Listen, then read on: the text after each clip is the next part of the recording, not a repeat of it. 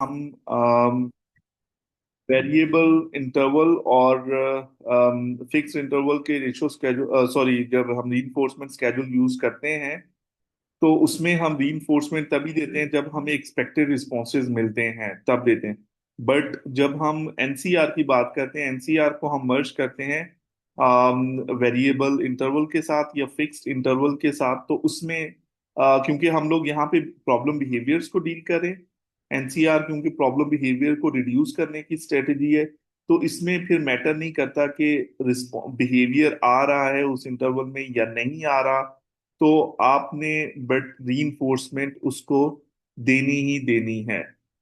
ठीक है, एनसीआर में ये रूल है जब आप एनसीआर को इंटरवल स्केड्यूल के साथ मर्ज करते हैं। ठीक है, क्योंकि इसमें हम रीइंफोर्समेंट जो उसका टाइम बना रहे हैं रीइंफोर्समेंट देने का, कि या उसको टॉलरेंस बिल्ड करने का बच्चे में, कि एटलीस्ट वो 5 मिनट्स तक वेट करे विदाउट अटेंशन। ठीक है, फिर आहिस्ता आहिस्ता हम वेरिएबल इंटरवल की तरफ जब आएंगे तो वो 10 मिनट्स पे कभी अटेंशन मिलेगी उसको, कभी 15 मिनट्स पे मिलेगी, जिससे बच्चे की टॉलरेंस बिल्ड होती है कि मैं अटेंशन के लिए टॉली वेट कर सकता हूँ। ठीक है, क्योंकि अगर हमने स्टार्ट टाइम अगर 5 मिनट्स रखा है, वो भी किसी वजह से रखते हैं हम। जैसे हमने जब प्रॉब्लम बिहेवियर की फ्रीक्वेंसी नोट डाउन करते हैं ना, तो उसका रेट भी साथ चेक कर लेते हैं कि उस प्रॉब्लम बिहेवियर का रेट क्या है, पर मिनट अकरेंस उसकी क्या आ रही है। तो उसकी बेस के ऊपर हम अपना टाइम देख लेते हैं। लाइक फॉर एग्जांपल 5 मिनट में एक प्रॉब्लम बिहेवियर अकर हो रहा है, तो हम ऐसा करते हैं कि 4 मिनट्स 3 मिनट्स का एक इंटरवल बना लेते हैं, कि जिसके बाद हम उसको अटेंशन देंगे ही देंगे। तो अम, उससे ये होता है कि जब आफ्टर एवरी 3 मिनट्स हम उसको अटेंशन देते हैं या उसको अप्रिशिएट करते हैं या उसके साथ एक्टिविटीज प्ले करते हैं, तो बच्चे की जो हैबिट है वो ये बन जाती है कि अच्छा 3 मिनट्स के बाद मुझे ये अटेंशन मिलती है जो मैं एक्सपेक्ट कर रही होती हूँ, तो why should I like do it before, like वो उसको रिस्पॉन्स एफर्ट, इसमें रिस्पॉन्स एफर्ट का भी एक पॉइंट आ जाता है ना। तो फिर जब हम बार बार हर 3 मिनट के बाद उसको अटेंशन देंगे, तो बच्चा जो है यूज टू हो जाएगा कि 3 मिनट्स के बाद मैंने अटेंशन लेनी है। फिर जब इस चीज से हो जाता है कि 3 मिनट्स बिहेवियर अगर नहीं हुआ कोई भी स्क्रीमिंग बिहेवियर, तो हम फिर इंटरवल का टाइम चेंज कर देते हैं, उसको हम 5 मिनट्स भी कर सकते हैं। फिर 5 मिनट्स पे टॉलरेंस लेके आते हैं कि बच्चे की 5 मिनट स्क्रीमिंग ना आए। ठीक है, सो हम 5 मिनट्स का टारगेट रखते हैं कि आफ्टर एवरी 5 मिनट्स हम उसको टेंशन वाली एक्टिविटी सारी उसके साथ करेंगे, उसके साथ टिकलिंग करेंगे, उसको अप्रिशिएट करेंगे, उसके साथ खेलेंगे। सो आफ्टर एवरी 5 मिनट्स हम वो करना शुरू कर देते हैं। फिर जो 3 मिनट्स की उसकी टॉलरेंस बिल्ड हुई थी, अब वो 5 मिनट पे आ जाएगी। फिर 5 मिनट से 10 मिनट पे ले जाते हैं, फिर आहिस्ता आहिस्ता उसका जो इंटरवल है उसको बढ़ाते जाते हैं, तो जिससे बच्चे की स्क्रीमिंग करने की जो फ्रीक्वेंसी थी वो कम होती जा रही है अब। ठीक है, क्योंकि उसको रीइंफोर्समेंट मिल रही है विदाउट एनी कॉन्टिजेंसीज, तो उसके जो रिस्पॉन्स रेशियो है वो कम होना शुरू हो जाएगी। ठीक है, क्योंकि इसमें अबेटिंग इफेक्ट आ जाता है। Excuse me sir. जी मिस सरूज। सर, ये बताएं कि कुछ फंक्शंस ऐसे होते हैं जिसके लिए हम कहते हैं कि जो है एंटीसीडेंट बेस्ड ज्यादा इफेक्टिव रहेगा। ये फंक्शन के बेसिस पे हम डिसाइड करते हैं या बच्चा टू बच्चा वेरी करता है, लाइक इसके बिहेवियर है जैसे। तो उसके लिए बेहतर क्या है कि हम बच्चे को ब्रेक देते रहें या फिर हम उसको एक्सटिंक्शन पे डाल दें? यानी कि ये क्या एक स्टैंडर्ड हो सकता है या फिर ये हम बच्चे टू बच्चा वेरी करता है? हम देखते हैं कि क्या बच्चे पे कौन सी स्ट्रेटेजी ज्यादा इफेक्टिवली यूज कर सकते हैं। मैं आपको गाइड कर देता हूँ। अच्छा, बेसिकली ना, ये हर बच्चे के लिए डिफरेंट स्ट्रेटेजीज यूज होती है। मैं आपको क्या, एक तो रूल है ना एबीए का, एथिकल रूल, एथिकल कंसिडरेशन ये है कि हम कॉन्सिक्वेंस बेस्ड स्ट्रेटेजीज को अवॉइड करें, पर हमारी फर्स्ट प्रायोरिटी नहीं होनी चाहिए। तो अगर कोई ऐसा बिहेवियर जो कि आपको लगता है कि यार ये फौरन से कम होना चाहिए, ठीक है, जैसे कि सेल्फ हार्मिंग बिहेवियर्स हैं या किसी दूसरा उससे हर्ट हो सके, तो कॉन्सिक्वेंस बेस्ड स्ट्रेटजीज ऐसी है जो कि इंस्टेंट अफेक्ट करती है बिहेवियर को, उसकी बिहेवियर की फ्रिक्वेंसी को कम करती है इंस्टेंटली। तो इन इन दो सिचुएशंस हम कॉन्सिक्वेंस बेस्ड स्ट्रेटजीज अप्लाई कर सकते हैं। बट ऐसे बिहेवियर्स जो कि जिन पे हमें इंस्टेंट रिडक्शन की जरूरत नहीं है, बिहेवियर के इंस्टेंटली रिड्यूस ना ना भी हो तो इट्स टोटली फाइन, तो उसमें हम टाइम टेकिंग कर सकते हैं। तो फिर आप जो है एंटीसीडेंट बेस्ड मॉडिफिकेशंस की तरफ ही आते हैं। ठीक है।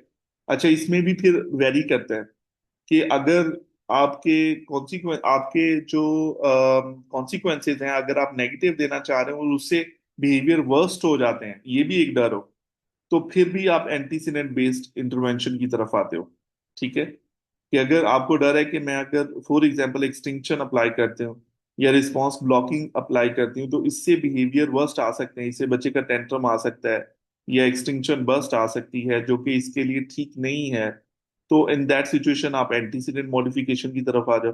एंटीसीडेंट मॉडिफिकेशन के साइड इफेक्ट्स कम होते हैं निस्बतन कॉन्सिक्वेंस बेस्ड इंटरवेंशंस के। ठीक है।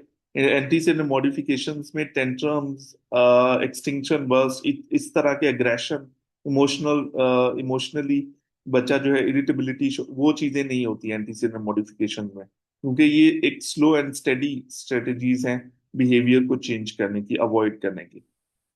ठीक है। सर, ये एंटीसीडेंट इंटरवेंशन स्टार्ट करने से पहले अ, हमने एफपीए तो करते हैं, लेकिन क्या एफए करना भी जरूरी होता है या नहीं? नहीं, एफए करना जरूरी नहीं है, जब तक कि आपकी कोई हाई लेवल की स्टडीज ना हो, रिसर्च या स्टडीज ना हो। तो एक सिंपल आप एफबीए की बेस के ऊपर भी इंटरवेंशन अप्लाई कर सकते हो, इंटरवेंशन डिसाइड कर सकते हो। ठीक है। अनटिल अनलेस आप कोई रिसर्च पेपर के लिए, किसी रिसर्च के लिए कोई वर्क कर रहे हो। ठीक है। सो उसके लिए फिर आपकी जो डेटा की वैलिडिटी को चेक करना जरूरी होता है। सो इन दैट केस आप एफए कर सकते हो। अदरवाइज जो है, अगर आपको लगता है कि आप श्योर हैं अपने एफबीए के रिजल्ट्स के ऊपर, तो फिर आप जो है डायरेक्ट इंटरवेंशन प्लान सजेस्ट कर सकते हैं। हाँ, अगर आप डाउटफुल हैं, आपको लगता है कि नहीं मुझसे मिस्टेक हुई है कोई एफबीए करने में, या आपको डाउट है रिजल्ट्स के ऊपर, फिर आप एफए कर लो। अदरवाइज जो है जरूरी नहीं है कि आप एफए करें।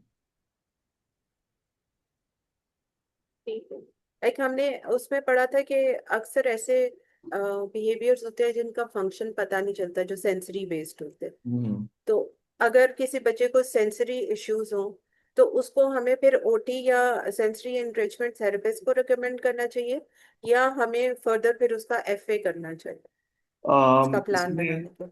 जैसे फॉर एग्जांपल आपने फाइंड आउट कर लिया कि बिहेवियर का फंक्शन जो है वो सेंसरी है, क्योंकि sensory is one of the function जो हमने पढ़े थे। चार फंक्शन है, वैसे फाइव हैं, फिजिकल को निकाल के चार हैं जिनको हम डील करते हैं।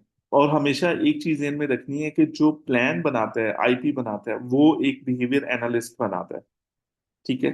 आपको अगर सेंसरी मिलता है कि बिहेवियर का फंक्शन सेंसरी है, तो आप ओटी से कंसल्ट कर सकते हैं कि अब अगर ये सेंसरी है तो क्या चीज सेंसरी है, क्या ये सीख कर है, क्या ये अवॉइड कर रहा है, क्योंकि उसमें जो एक्सपर्टीज है वो ओटी थेरेपिस्ट की है उसको आइडेंटिफाई करने में। अगर आप, जब ओटी आपको बता देता है कि अच्छा ये विजुअल है या टेक्टाइल है या प्रोप्राइसेप्टिव है या वेस्टिबुलर है, तो अब वो सीकिंग है या अवॉइडेंस है ये आपको पता चलते हैं, फिर आप उससे रिलेटेड आप एक बिहेवियर एनालिस्ट फिर इंटरवेंशन बनाते हैं।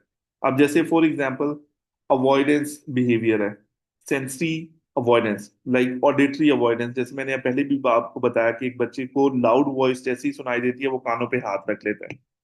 तो अब आपको पता चल गया कि ये ऑडिटरी अवॉइडेंस बिहेवियर है, ऑडिटरी हाइपर सेंसिटिव बच्चा है ये।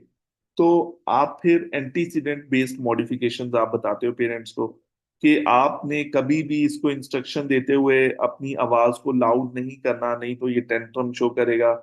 जैसे आज भी मैं एक पेरेंट से डिस्कस कर रहा था, तो मैं उन्हें भी यही बता रहा था कि हाँ, अब मेरी जो ऑब्जर्वेशन है, बच्चा लाउड वॉइस से इरिटेट होता है।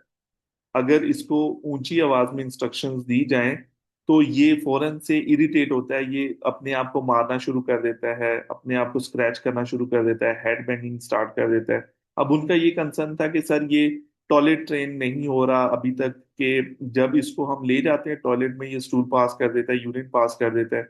जब हम इसको नहीं लेके जाते 1 घंटे के बाद, तो ये या तो पैंट में कर देता है या फिर ये फ्लोर पे कर देता है यूरिन पास। तो मैंने उनको यही कहा कि आपने इसको जब ये करे यूरिन पास या स्टूल पास करे, तो आपने इससे वो ओवर करेक्शन करवानी है, आप इससे सफाई करवाएं। ठीक है, यूरिन कर दिया तो मॉप इसके हाथ में दे, इसको फिजिकली सपोर्ट करके इसको सिखाएं कि this is how to clean it. ठीक है। सो ताकि एटलीस्ट उसको कॉन्सिक्वेंसेज मिले जब भी वो यूरिन पास करता है। तो अब उनके पेरेंट्स ने कहा नहीं, अगर हम करते हैं तो ये आगे से रोना शुरू कर देता है और ये मारना शुरू कर देता है अपने आप को। अब मुझे ऑलरेडी ट्रिगर्स उनके पता थे बच्चे के, कि ये लाउड वॉइस से भी ट्रिगर होता है, जब इसको इंस्ट्रक्शन देते हैं तब भी ये ट्रिगर होता है अगर वो लाउड वॉइस में हो तो अगर हम स्लो वॉइस में या नॉर्मल पिच में इंस्ट्रक्शन देते हैं तो ये सुन लेता है, मान लेता है। तो मैंने फिर उनको बताया कि आपके इंस्ट्रक्शन देने का तरीका क्या है। जब ये यूरिन पास करता है, क्या आप चीखना चिल्लाना शुरू कर देते हो, इसको आप शाउट करके कहते हो कि इसको क्लीन करो, या आप नॉर्मल पिच में कहते हैं। अब वो पेरेंट्स दोनों एक दूसरे की तरफ देख रहे हैं। उन्होंने कहा हम तो शाउट करके इसे कहते हैं, तो ये आगे से अपने आप को मैंने कहा इसका यही तो ट्रिगर्स हैं, हमें इसके ट्रिगर्स को हमने जहन में रखना है जब इसको हम इंस्ट्रक्शंस देते हैं। हमें पता है कि ये लाउड वॉइस से ट्रिगर होता है, आप इसको शाउट करके कहेंगे तो ये उल्टा और टेंट्रम शो करेगा, जमीन पे लेट जाएगा। वो कहते हैं कि जब हम इसे इंस्ट्रक्शन देते हैं क्लीन करो, ये यूरिन में हाथ मारना शुरू कर देता है, अपने मुंह पे लगा लेने देता है, स्टूल जो है अपने मुंह पे लगा लेता है हाथ में, या उठा के फेंक देता है अपने स्टूल को हाथ में लेके। इस तरह से वो आगे से करता है। फिर जब मैंने उनको बताया कि ये तो ऑलरेडी इसके ट्रिगर्स है, आप जब शाउट करोगे तो इसको और ज्यादा गुस्सा आएगा, ये इरिटेट होगा, अपने कानों पे भी हाथ रखेगा, यूरिन पे भी हाथ मारेगा। तो बजाय इसके कि आप स्लो वॉइस में जो नॉर्मल पिच है उसमें आप उसको कहो, और तरीका भी यही है ना ओवर करेक्शन का, कि आप वर्बली, हम गुस्से से नहीं करते या रेप्रीमेंट करते हैं तो अपनी आवाज पिच नॉर्मल रखते हैं, लाउड नहीं कर सकते। तो इन चीजों का हमने ये करते हुए फिर हमें इन चीजों का ख्याल भी रखना है। ठीक है, ताकि हम बिहेवियर को ट्रिगर ना कर दें। ओके। सो अभी हम वापस आते हैं एंटीसीडेंट इंटरवेंशन के ऊपर। अबॉलिशिंग अफेक्ट्स का आप लोगों को पता है कि अबॉलिशिंग अफेक्ट्स कैसे होते हैं, एनसीआर में भी हम अबॉलिशिंग अफेक्ट क्रिएट कर रहे होते हैं। यूज इन आइसोलेशन और इन कॉम्बिनेशन ट्रीटमेंट पैकेज, जैसे मैंने पहले भी बताया कि हम जो एनसीआर है या हम कोई भी एंटीसीडेंट इंटरवेंशन है या अबॉलिशिंग अफेक्ट जो क्रिएट करने वाली स्ट्रेटजीज हैं, उनको हम एक किसी दूसरी स्ट्रेटजीज के साथ मर्ज करके अप्लाई कर सकते हैं। Decrease the effectiveness of reinforcement reinforces that maintain problem behavior। रीइंफोर्सर्स की इफेक्टिवनेस को कैसे कम करते हैं, ये तो हमें सबको पता है कि हम जब बार बार एक्सपोजर देंगे उस चीज का, तो उसका इफेक्टिवनेस रीइंफोर्सर की कम हो जाएगी। जब रीइंफोर्सर की इफेक्टिवनेस कम होगी तो मोटिवेशन जो है उस रीइंफोर्सर को लेने के लिए कम हो जाएगी, और रिस्पॉन्स एफर्ट ज्यादा लगेगी, तो ऑटोमेटिकली बच्चा जो है रिस्पॉन्स देगा ही नहीं। ठीक है। सो ये बेसिकली एंटीसीडेंट इंटरवेंशन का एक ऑब्जेक्टिव है कि हम उसकी इफेक्टिवनेस को ही कम कर दें। Affects of MOs are temporary.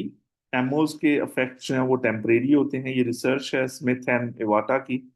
Will not produce permanent improvement in behaviour, can be use simultaneously to reduce problem behaviour. मैंने पहले भी बताया कि जो एंटीसीडेंट मॉडिफिकेशंस होती हैं, हमेशा ये जहन में रखना है कि इससे बिहेवियर अवॉइड होते हैं, खत्म नहीं होते। ठीक है। जब तक कि आप ट्रिगर्स को मैनिपुलेट करते रहोगे, बिहेवियर्स नहीं आएंगे। जिस दिन ट्रिगर जो है आपने मैनिपुलेट नहीं किया उसका, या एंटीसीडेंट्स को मैनिपुलेट नहीं किया, तो बिहेवियर्स तो अकर हो जाएंगे। तो ये एक आपने जेहन में रखना है कि जब हम इसकी मैनिपुलेशन करते हैं तो वो परमानेंट इफेक्ट्स नहीं होते बिहेवियर के ऊपर, वो एक टेम्परेरी इंप्रूवमेंट होती है बिहेवियर्स में। So most often antecedent intervention serves as a component of treatment package, produce more maintaining effects के ट्रीटमेंट पैकेज में ही एक स्ट्रेटेजी इंडिपेंडेंट तो अप्लाई नहीं हो सकती, तो हम इसको एक पैकेज के तौर पे बच्चे पे अप्लाई करते हैं ताकि ज्यादा लॉन्ग लास्टिंग इफेक्ट्स हमें मिल सकें। ठीक है। So antecedent interventions with establishing experimental results, उसमें एक है नॉन कॉन्टीजेंट रीइंफोर्समेंट एनसीआर। दूसरी है high probability request sequence. Third strategy जो हम एंटीसीडेंट्स को करते हैं वो है फंक्शनल कम्युनिकेशन ट्रेनिंग, एफसीटी। तो आज जो हमारा ज्यादा फोकस है वो है नॉन कॉन्टिजेंट रीइंफोर्समेंट को अंडरस्टैंड करना। और नॉन कॉन्टिजेंट रीइंफोर्समेंट होती क्या है, इस पे हम लोगों ने डिस्कशन भी डिटेल में की है कि सर, ऐसी। अगर ये टेम्पररी इफेक्ट होता है तो फिर हम क्यों इसको प्रेफर करते हैं?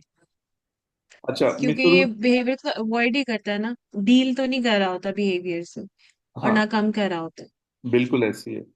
बेसिकली होता क्या है, हम इस वजह से यूज करते हैं कि एबीए क्या है, ABA just to reduce the problem behaviours. अब एबीए के एथिक्स भी हैं हमारे पास। एथिक्स कहते हैं पनिशिंग अफेक्ट्स नहीं होने चाहिए, फर्स्ट प्रायोरिटीज आपकी। अगर जब तक आप इसको एंटीसीडेंट्स को मैनिपुलेट कर सकते हैं आप करें। अगर आपको लॉन्ग टाइम के लिए अपने बच्चे को ठीक करना है तो आप लॉन्ग टाइम के लिए उसके एंटीसीडेंट्स को मैनिपुलेट करते रहे। हाँ उसमें कोई लर्निंग अफेक्ट आ जाता है तो उससे बिहेवियर लॉन्ग टाइम के लिए भी रिड्यूस हो जाते हैं। जैसे फॉर एग्जांपल मैं आपको एग्जांपल देता हूँ। हम ये जो विजुअल स्केड्यूल्स यूज करते हैं, या हम फंक्शनल कम्युनिकेशन ट्रेनिंग यूज करते हैं, या हम एएसी डिवाइसेस यूज कर रहे होते हैं, या हम टेक्स्ट की ट्रेनिंग बच्चों की करवाते हैं, ये भी एंटीसीडेंट मॉडिफिकेशन में। अब अगर ये लॉन्ग टाइम तक चलती रहती है, बच्चे पे लर्निंग अफेक्ट एक आता है जिससे बिहेवियर कुछ अरसे के लिए खत्म भी हो जाते हैं। ठीक है। ऐसा नहीं है कि ये टेम्परेरी इफेक्ट होता है, बल्कि एक हम कंटिन्यूअस उसकी डे की रूटीन का हिस्सा ही बना दें तो हम बिहेवियर्स को लंबे अरसे के लिए अवॉइड भी कर सकते हैं। जैसे फॉर एग्जांपल विजुअल स्केड्यूल्स हैं। अब बच्चा टेंट्रम शो करता है क्योंकि उस बच्चे में प्रिडिक्टेबिलिटी नहीं है। अब मोस्टली ये जो सेंसरी प्रॉब्लम वाले बच्चे होते हैं, जिन बच्चों के बिहेवियर्स की रीजन ज्यादातर सेंसरी होती है। अब वो बच्चे जब भी फ्री होते हैं, जब भी उनको फ्री टाइम मिलता है, या वो बच्चे इंगेज नहीं होते तो उनके सेंसरी इश्यूज हाइटेंड हो जाते हैं। वो सेंसरी सीकिंग के लिए प्रॉब्लम बिहेवियर्स अक्सर होते हैं ताकि वो सेंसरी सीकिंग कर सकें, खुद को एंटरटेन कर सकें। जो वो बोर हो रहे होते हैं ना, तो ये सिंपल एक काइंड के जो सेंसरी सीकिंग है वो इंटरटेनमेंट के लिए बच्चे की होती है, माइंड रिलैक्सेशन के लिए होती, इमोशनल रेगुलेशन के लिए होती। तो अब जब भी बच्चा फ्री होता है तो ही डू द टेंट्रम्स, या वो गलत काम करता है या प्रॉब्लम बिहेवियर, जैसे किचन में जाके ऑयल सारा गिरा दिया, किचन में जाके दाल का पैकेट सारा गिरा दिया, किचन में नमक उठा के गिरा दिया, शेविंग फॉर्म फादर का पड़ा था वो उठा के उसने सारा ऐसे ऐसे करके खत्म कर दिया, वॉशरूम में हैंड वॉश जो है वो गिरा दिया सारा, शैम्पू अपने सर पे डाल दिया सब। अब ये सारी चीजें क्यों हो रही हैं? क्योंकि बच्चा फ्री है, he don't know how to stimulate himself, how to engage in the activities.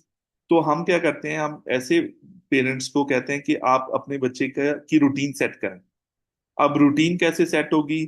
बच्चे को तो नहीं पता कि मेरी क्या रूटीन है, हमने उसको विजुअल स्केड्यूल्स बना दिए पिक्चर्स के थ्रू कि ये पूरे दिन की रूटीन है जो कि बच्चे ने फॉलो करनी है। ठीक है। अब उसने सुबह उठने से लेकर शाम को सोने तक जो है हमने एक एक्टिविटी स्केड्यूल कर दी। अब हर एक उस विजुअल स्केड्यूल में जो चीजें ऐड की हैं उसमें भी सब विजुअल स्केड्यूल्स बन सकते हैं। जैसे फॉर एग्जांपल दिन की रूटीन में हमने ABA session, speech session, OT session add किया, या उस स्विंग टाइम ऐड किया, स्विमिंग टाइम ऐड किया है, लंच टाइम ऐड किया, पोटी टाइम ऐड किया है, टीवी टाइम ऐड किया है, मोबाइल टाइम ऐड किया। सो एबीए का सेपरेट फिर विजुअल स्केड्यूल बनेगा, स्पीच वालों का सेपरेट विजुअल स्केड्यूल बनेगा, ओटी वालों का सेपरेट विजुअल स्केड्यूल बनेगा, जिसमें बच्चे को हम हेल्प करें कि वो प्रिडिक्टेबिलिटी बच्चे में ज्यादा आए कि मैंने नेक्स्ट क्या करना है, क्या करना है।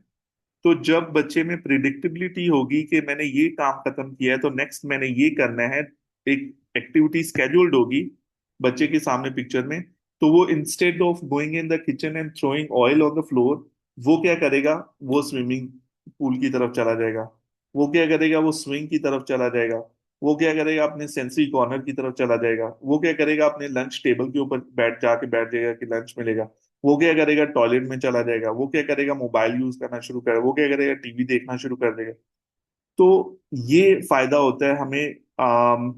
अब जब ये लॉन्ग टर्म एप्लीकेबल होता है, एप्लीकेशन हम उसकी करते हैं विजुअल स्केड्यूल की अपने बच्चे के लिए, तो वो लॉन्ग टाइम के लिए उसके बिहेवियर्स मैनेज हो जाते हैं। ठीक है। उसके जो प्रॉब्लम बिहेवियर है उसकी फ्रीक्वेंसी कम हो जाती, क्योंकि उसे अब पता है बच्चे को कि मैंने नेक्स्ट क्या क्या करना है जिससे मैं स्टिमुलेट हो सकता हूँ। ठीक है। सो फारिग रह के, फ्री रह के बोर होने की बजाय, वो बोर होने की वजह से इमोशनैलिटी उसकी डिस्टर्ब होती है, तो फिर वो अपने आप को एंगेज करता है इन प्रॉब्लम बिहेवियर, सेंसरी सीकिंग जिसे हम कहते हैं। ठीक है। तो ये फायदे होते हैं एंटीसीडेंट मॉडिफिकेशन के, कि टेम्परेरी इफेक्ट तो होता है, लेकिन अगर हम इसको कंसिस्टेंट रखें, रूटीन का हिस्सा बना के रखें, तो ये लॉन्ग टाइम के लिए हमारे लिए बेनिफिशियल भी हो सकते हैं, ये स्ट्रेटजीज एंटीसीडेंट मॉडिफिकेशन। ठीक है। वापस सर आते हैं। एनसीआर जब हम कर रहे होते हैं तो उसमें हम ऑल्टरनेटिव बिहेवियर भी तो साथ साथ सिखा रहे हैं ना बच्चे को। तो अगर वो टेम्परेरी एक चीज काम कर रही है लेकिन आप साथ पक्का काम भी कर रहे हो, कि उसको एक ऑल्टरनेटिव बिहेवियर भी सिखा रहे हो। Exactly exactly. हमने कोई भी स्ट्रेटजीज हम अप्लाई करें ना, तो हमने बिहेवियर को, प्रॉब्लम बिहेवियर को रिड्यूस किया थ्रू एनसीआर, लेकिन हम साथ साथ उसको ऑल्टरनेट बिहेवियर जरूर सिखाएं। इसलिए मैंने यहाँ पे स्लाइड में भी लिखा हुआ है कि हम इसको as a treatment package use करें, एंटीसीडेंट स्ट्रेटजीज को, मॉडिफिकेशन स्ट्रेटजीज को।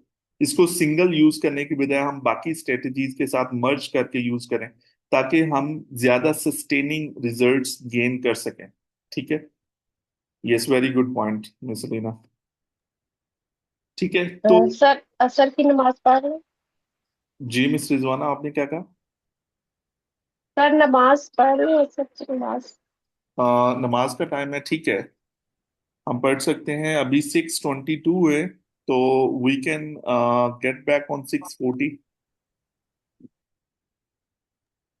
ठीक है, 6:40 हम ओके वापस आ सर। जाते हैं, और हम क्लास को कंटिन्यू करेंगे इंशाल्लाह। ठीक है। चलें, okay, take care, see you.